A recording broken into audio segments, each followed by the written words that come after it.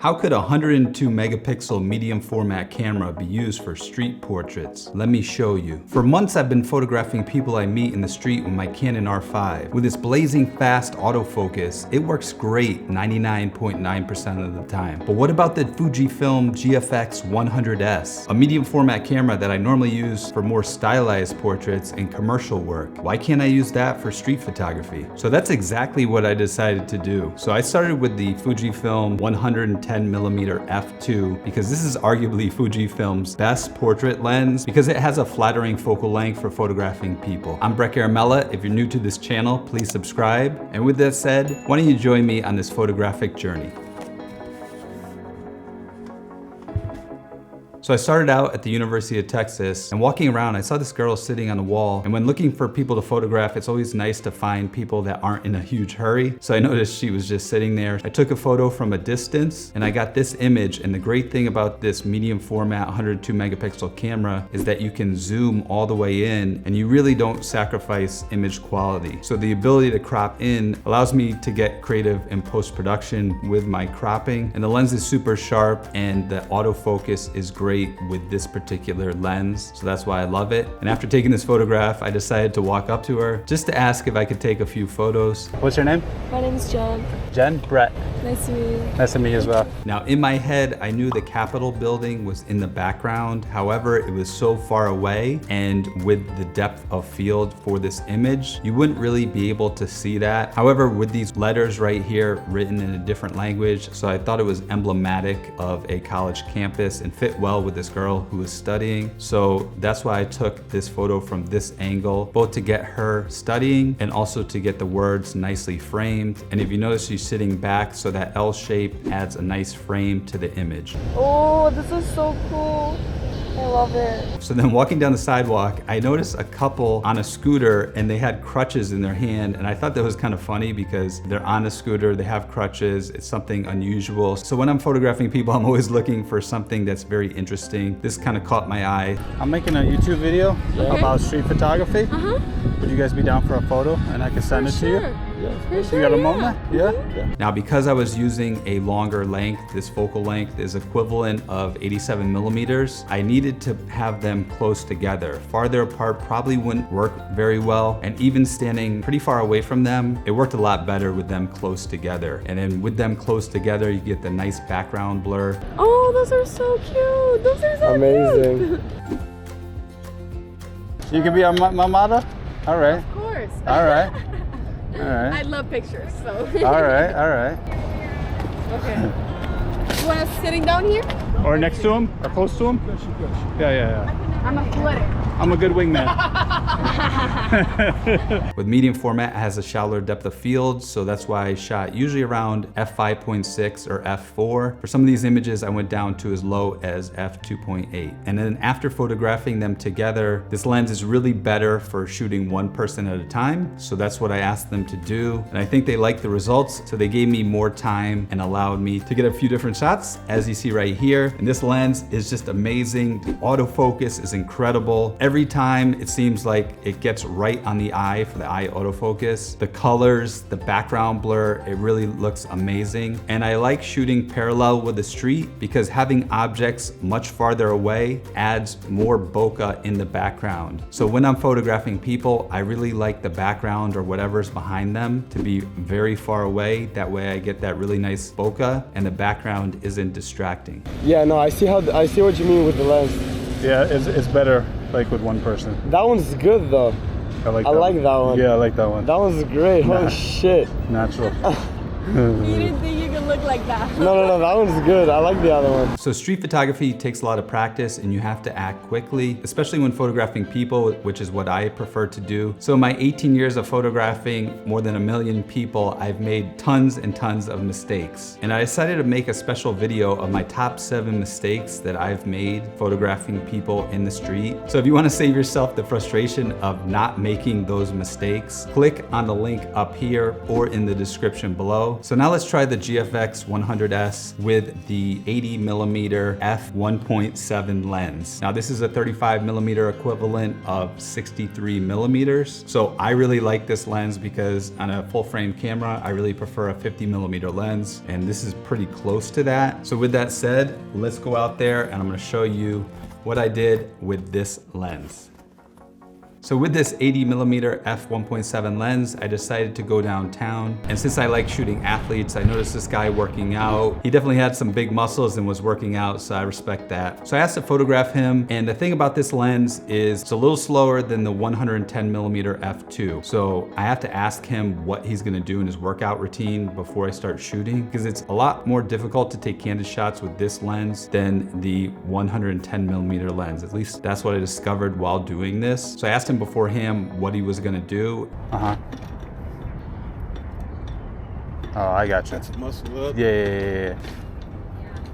Oh, snap. So then I positioned myself to get the best photos I could. And personally, I like shooting into the sun or with the sun from the side so I can get some flare as I did in these images. And as you can see, adds that nice golden tone to the image. I think adds a little more production value and quality to the image. Now, obviously that's personal preference, but you can see the difference shooting with the sun and against the sun. Obviously the photos that are colder in tone and don't have that flare are shooting with the sun at my back, and then shooting into the sun, you can see more of that flare. Personally, I wish I had some artificial lighting here, but that is for later in this video. So if you like using artificial light or want to learn more, I am going to get to that in just a little bit. Then as I walked down the street, I noticed this couple who looked like they were working out or just finished a workout. So I thought they would be good to photograph because, again, I like shooting athletes, kind of fits with this theme, and I really like them back to back. I could tell that the guy seemed more relaxed than the girl, as you can see in these photos. I think they turned out better with him than her because I don't think she liked her photograph taken as much as he did. And making the person comfortable and feeling relaxed is kind of like the #1 thing I like to do as a photographer, because if they're not comfortable, if they don't trust you, then it really reflects in the images. So these images were okay, but if I had more time or knew them better, I think they could have turned out much better. And I photographed them with the street in the background because not only did I get some of that background blur, but having cars, having that bridge, having that street scene in the background gave a lot more context to the images. And the nice thing about shooting with the 80mm lens, I can get a lot more in the frame than the 110mm lens. So it's great for environmental portraits or really to show the subject plus everything else in the image. So then the sun was going down, and I know on this bridge crossing this river is a really nice place for photos. So then as I was walking there, I noticed this guy and this girl having a picnic. So I just asked them for a photo. I thought it was kind of interesting. They were sitting on that wall with the skyline in the background. Now with this lens, it's still kind of a portrait lens, so I can get some of the buildings in the background, but obviously not the entire skyline. It's not really made for that. But the beauty is, because it's the equivalent of 63mm, it's an 80mm on a medium format camera, it still makes the facial features and size of the head, etc., look flattering and produces really nice colors. So I shot 2 different angles. One angle getting both of them together. The other angle, you can see them eating the food, and then with the skyline in the background. So that's what I really like about the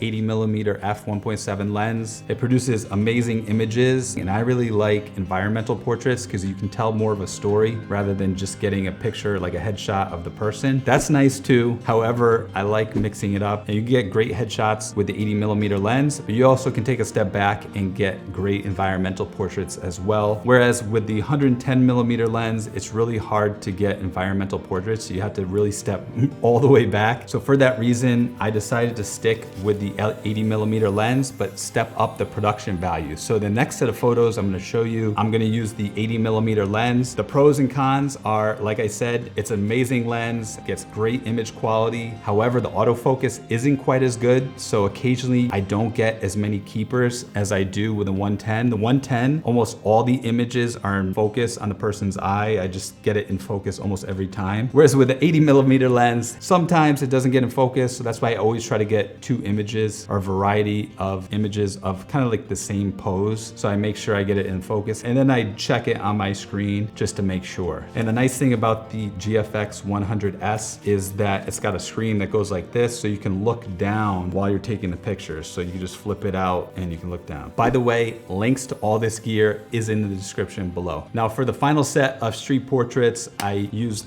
this setup right here. I wanted to improve my production value, so that's why I use my battery powered monolight, the ProPhoto B10X Plus, and that light is great because it can overpower the sun and also produces really flattering light and allows me to shoot at high shutter speeds. I thought with this lens, with this camera, and with that light, and the modifier that I use is a soft lighter, it just adds more production value to the photographs. So I thought it would be great to try that out. So let's go downtown and photograph some people.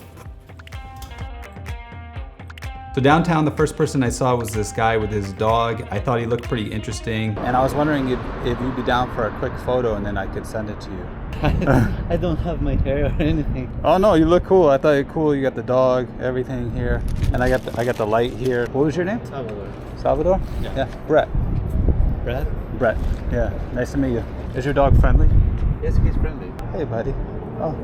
Yeah, he is very friendly. I thought these photos turned out really well considering I only photographed him for like a minute or 2. So I had him pose against this door on a wall in the middle of the street, and it kind of looks like a nice background, and I think it turned out pretty well. But then I wanted to give a little more context to the image. Again, this lens is great for environmental portraits, so I just had him turn and look down the sidewalk, photographing with his dog, kind of made some sounds just so I could get the dog looking at me, and he decided to take off his glasses. And what do you think in the comments below? Do you like the photos better with the glasses on? And personally, if I had to do this photograph again, I would have had him leave his hat on and leave his shades on. I think it just looks better. A guy trying to look really cool, and he's got this little dog. It's kind of like a paradox. So I think it would look really well for an image. But again, I have to act quickly, and I also want the subject to feel comfortable. So if he felt more comfortable with the hat off and the shades off, so be it. So that's why every time I go out and photograph, I learn something new. And hopefully if you subscribe to my channel, you can also learn with me. So then I walk further downtown and I noticed this guy and this girl. They looked like they were dressed up. They just came from ACL, which is a music festival. So they were kind of dressed up a little bit. I thought they looked kind of cool. I photographed them in a couple different spots. Oh, I like that one. I like it. Oh my god. Okay, that's good. I love it. The lighting wasn't really great, and if I had more time, I would have gotten that better. I noticed the lights coming through the tree, which really offset the light that I was using. So these photos didn't really turn out to my particular liking, but here are some of the shots that I got. I noticed when I moved them back more in the shade and just used the artificial lighting, it was a little better. It's a little dramatic. Perhaps I could have made the background a little lighter. These are all things that are going through my brain very fast while I'm photographing. And the thing about this lens is photographing 2 people, I also had to shoot at about f5.6, going down to f4 or f2.8 or f1.7. One person is going to be in focus, the other person isn't. So with medium format, you get that real shallow depth of field. The f-stop, you really have to be cognizant of that when using this camera, more so than a full frame. Yeah, thank you so much. Appreciate it. Yeah, that was awesome. Thank you so much. Yeah, Thank you. Yeah, hope you guys have a great day. Yeah, you too. Thank you. After photographing them in that same park, I noticed this guy and this girl just sitting down on a bench, and to me, it almost looked like a movie scene. You guys seem dressed up. Yes. Are you going anywhere fancy? We're doing this like campaign type thing. Oh, Where we're okay. offering free Bible study courses. Oh, that's pretty cool. Yeah. I was wondering if you guys wanted a photo because I'm trying to make a YouTube video. Oh, dude, I'm down for a photo. About this new That's cool. about with using this camera. So I don't know if you guys would be down. You guys seem like very dapper and Dude, I'm dressed down up. for a photo. So, yeah. That's cool. Okay. Yeah. All right. My name's Brett, by the way. Brett? Yeah. Jamin. Jamin. Yeah. Layla. Nice to meet you. I found out it was their first day volunteering together, so it was their first day working together. They were spreading the word of the Bible, and I just thought they really looked interesting. She kind of looked like an actress, and he was dressed up kind of like more like a businessman. Just looking at them, it piqued my curiosity. So the way they were dressed, sitting on the bench, it reminded me of a movie, and I thought it would make for a great photo. The biggest challenge I had was that she was wearing really light clothing. He was wearing really dark clothing. Can you move that bag maybe closer to you? Yeah, there we go. Perfect. Again, just talk and we'll see how it goes. We'll see how it goes. So I had to put my light closer to him. However, even doing that, she was always more lit than he was. I could have spent a ton of time in Photoshop correcting that, but the images you see in this video are pretty much right out of camera with virtually no editing. Just want to show you get some great results in camera without any crazy time in post-production. So I had them talk to each other, that way it looked more natural, and instead of just posing on the bench. I could have had them pose too, but I kind of like the more candid version, and then I asked them to pose individually. Have you guys been photographed before? Never. Not like this. No, not like this. I mean, we've Okay. taken family photos. Okay, There, you know. I gotcha. But never Like all this. out. Since he was kind of dressed up, I asked him to pose in front of the building because he kind of looked like a lawyer or a businessman, and that building in the background kind of fit the way he was. So I asked him to pull out his phone, and then he had a charismatic personality. So talking on the phone, photographing him, which I thought turned out great. She was a little more introverted. So with her outfit, I thought it would look better in the trees in this little like garden, woodsy area in the park. So I led them both over there, and I asked her to just stand over here with these kind of natural flowers and tree in the background. I thought it kind of fit the scene. It almost looks like a movie poster or a poster for a book or a novel. So I thought it looked very interesting. There's a lot of storytelling elements in it. The way she was dressed, the expression on her face. She had a very innocent, natural look. I thought she was an amazing subject to photograph. But you can let me know in the comments below who you like better in this situation. So then I went downtown on 6th Street, which are all the bars, restaurants, clubs, and things like this. So I decided to go inside a bar to a second floor with a view of the city in the background, and I asked the bartender just for a few shots. Now it was right before Halloween, so she had this hand here, and she did these poses naturally. I didn't really tell her what to do except for the end right here. Sometimes people, especially girls, I think they tend to want to pose what they think looks good, but I think just looking natural fits my personal style better. So I asked her just to put her hand here, put her arm here, relax, look here, etc. And I think the images turned out better when she wasn't trying to pose. And of course, with this lens, you can see the entire background, and with the production value, I think it looks a lot better than without the light. Now, as I was leaving this bar, there was a bachelorette and her friends all around. So I thought that would be great for a photo as well. The sun was going down and I wanted to photograph one more person. So I asked her for a few photos on the spot. They were waiting for an Uber, so we only had a couple minutes. It seemed like she didn't want to be photographed. She was kind of hesitant. And actually the bouncer, the doorman there, he said some things about her saying she didn't look natural and so forth, and that made her very self-conscious. She looks pent up, like you look awkward.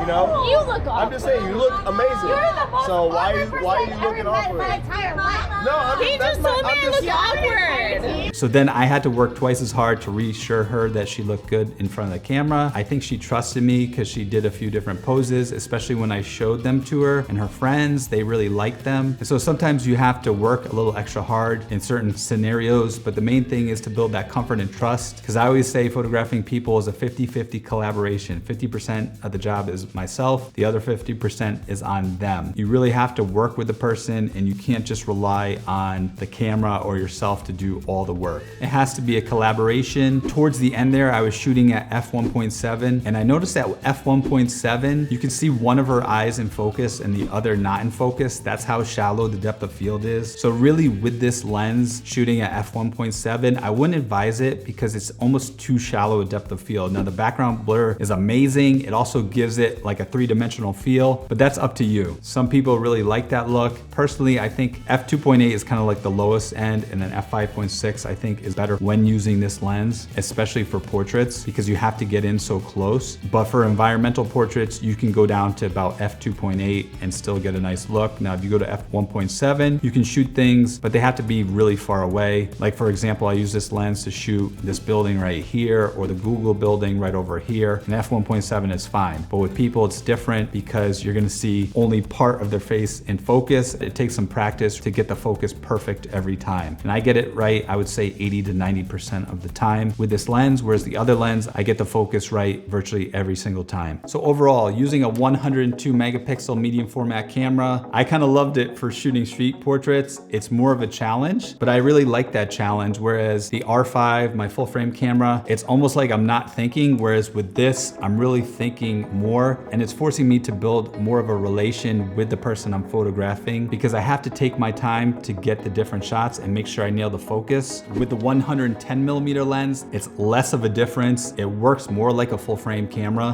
where the 80mm lens, I have to be a little more patient and build more of a relationship and trust with the person I'm photographing. Hope that made sense for you and you enjoyed this journey. And a lot of people shy away from medium format or prime lenses because they want to get the photo right every single time. And really, I think that's a lack of skill. Once you develop the skills, you can use any camera and really get the results. This camera still works very fast. It's more like a DSLR camera from about 5-6 years ago, before the mirrorless cameras came out and the autofocus was so fast. So the autofocus on this camera is still excellent, but it's not going to be the same as like a Canon R5 or R3, where the focus is like instantaneous, but it's still very, very fast. And I found I can use it fine for street portraits. So if you want to see more videos with this camera, just leave a comment in the description below. And if you want to avoid the mistakes that I've made over my 18 years of photographing people in the street, then you can click on the link over here or in the description below. I hope you enjoyed this video. Thanks for watching. My name is Garamella, and I'll see you soon.